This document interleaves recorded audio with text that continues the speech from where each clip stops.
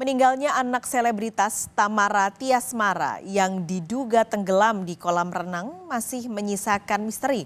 Untuk mengungkap penyebab kematian korban, polisi membongkar makam korban dan melakukan otopsi. Di Treskrimum Polda Metro Jaya melakukan ekshumasi atau membongkar makam anak selebritas Tamara Tiasmara di TPU Jeruk Purut, Jakarta Selatan, Selasa kemarin. Ekshumasi dilakukan untuk mengungkap kematian korban di kolam renang umum di kawasan Duren Sawit, Jakarta Timur, 27 Januari lalu.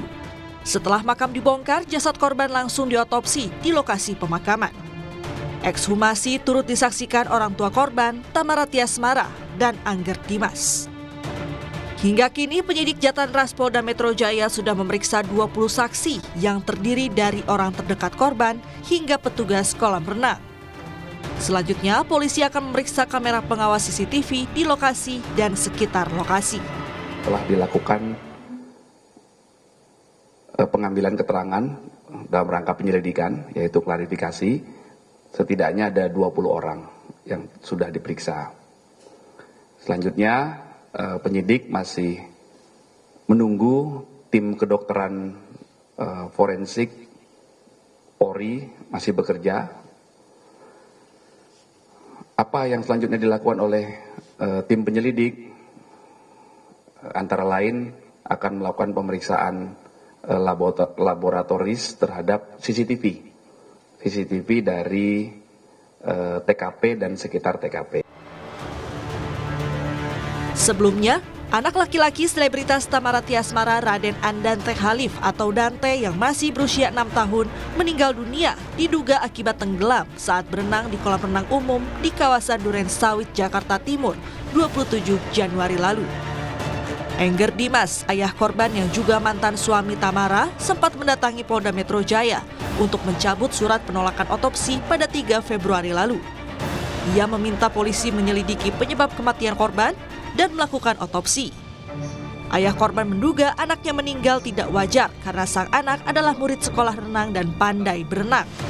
Terlebih, ditemukan beberapa kejanggalan saat melihat rekaman CCTV dan mendengarkan keterangan saksi. Ia curiga sosok yang menemani Dante adalah yang paling bertanggung jawab dari tewasnya korban. Saya tidak tahu ada orang lain di sana, hanya samar-samar aja seperti yang saya selalu bilang. Jadi hari ini untuk memudahkan proses penyelidikan, saya ingin mencabut surat penolakan otopsi itu. Kalau misalnya masih ada surat itu, sebenarnya kan tidak bisa dilakukan otopsi. Gitu, yang mana berarti tidak bisa diketahui penyebab wafatnya anak saya itu apa. Lalu pada Senin 5 Februari, Tamara diperiksa Polda Metro Jaya sebagai saksi terkait kasus kematian anaknya. Ia diperiksa selama 6 jam dan dicecar 15 pertanyaan. Menurut kuasa hukum, selain menjelaskan kronologi kematian anaknya, kliennya juga memberikan sejumlah barang bukti, yakni pakaian dan sandal yang dikenakan anaknya saat kejadian. Selain Tamara, polisi juga memeriksa sopir yang mengantar anak Tamara ke lokasi kejadian. Sudah diperiksa, dijelaskan dari A sampai Z semua ceritanya ke pihak penyidik. Kemudian juga ada saksi dari driver yang mungkin waktu itu juga mengetahui, sudah diperiksa juga. Tadi juga klien kami memang sudah memberikan juga ada beberapa bukti-bukti, ada baju dan juga ada sandalnya. Menurut keterangan polisi, Sabtu 27 Januari di sore hari Dante sedang les berenang. Tetapi saat latihan, korban sempat muntah-muntah. Saat diangkat keluar kolam, korban tak sadarkan diri. Setelah itu, korban langsung dilarikan ke rumah sakit dengan mobil pribadi. Namun nyawa korban tidak tertolong. Tim Liputan, Kompas TV. Untuk mengetahui perkembangan penyelidikan kematian anak artis di kolam renang oleh kepolisian, sudah ada jurnalis Kompas TV Asri Gunawan di Polda Metro Jaya untuk laporan lebih lengkap.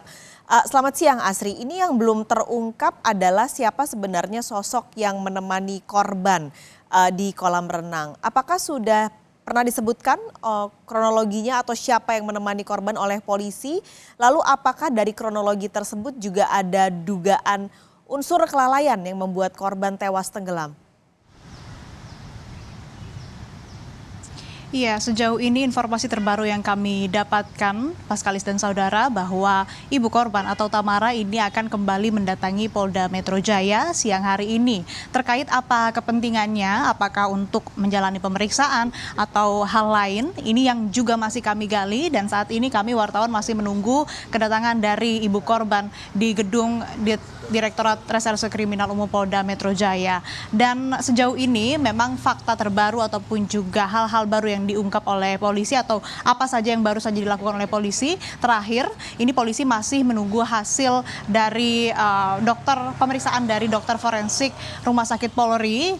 Sebagaimana yang kita ketahui sebelumnya juga polisi melakukan ekshumasi dan melakukan pengambilan sampel atau otopsi terhadap jasad korban untuk kemudian bisa mengetahui penyebab kematian korban. Selain dari melakukan ekshumasi kemudian otopsi, polisi juga sudah menyisir CCTV di TKP maupun di sekitar TKP, dan saat ini masih dilakukan analisis dan penelitian oleh Puslab 4 dan juga di digital forensik Polri begitu. Kemudian selain dari mengumpulkan barang bukti, kemudian juga sudah melakukan ekshumasi, autopsi, polisi juga per hari Selasa kemarin ini sudah memeriksa 20 orang saksi. Di antaranya mulai dari orang tua korban, kemudian petugas di kolam renang, dan juga pihak manajemen kolam renang, hingga orang yang berada di dalam kolam renang atau di TKP meninggalnya korban. Dan berdasarkan informasi atau menurut Kabid Humas Polda Metro Jaya, Kombes Pol Ade Arisyam Indradi,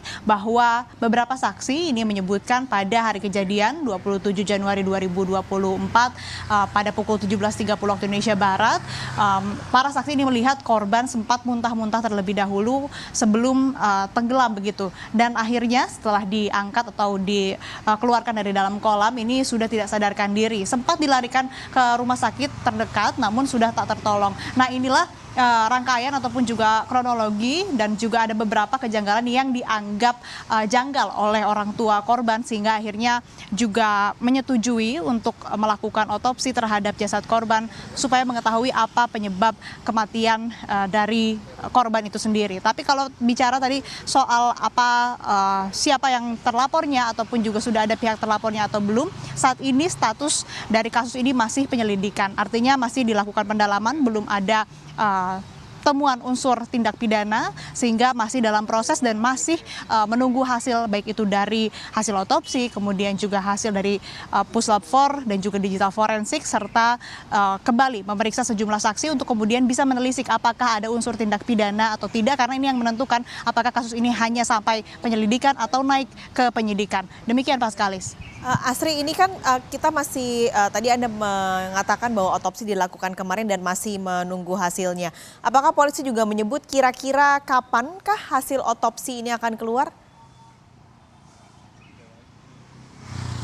Ya, sejauh ini belum ada informasi kapan hasil otopsi dari korban ini akan keluar. Tapi yang jelas, Paskalis dan saudara, masih dilakukan pendalaman oleh pihak kepolisian. Belum ada yang terlapor ataupun juga pihak terlapornya. Status kasus ini masih penyelidikan, belum ke tahap penyidikan. Dan dari Kabid Humas Polda Metro Jaya, Kombes Pol Ade Arisyam Indradi juga mengatakan bahwa nantinya apabila ditemukan unsur pidana dalam kasus ini, maka polisi akan menerapkan pasal 359 Kitab Undang-Undang Hukum Pidana, yang mana ini pasalnya menyebutkan atau berbunyi, barang siapa karena kesalahannya atau kealpaannya menyebabkan orang lain mati diancam dengan pidana penjara paling lama 5 tahun atau pidana kurungan paling lama 1 tahun. Dan sebagai informasi juga Paskalis dan saudara, sebelumnya kasus ini ditangani oleh Polsek Durensawit Jakarta Timur, namun kemudian saat ini ditangani oleh Subdit Jatanras Polda Metro Jaya karena memang ada sejumlah hal yang dianggap janggal, kemudian juga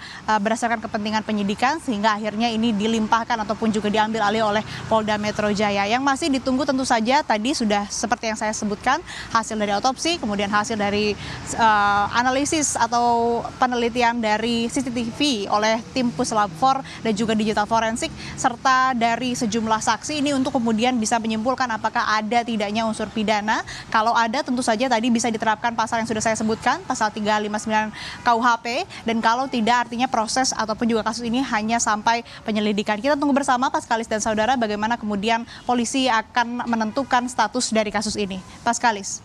Terima kasih Asri Gunawan melaporkan langsung dari Polda Metro Jaya.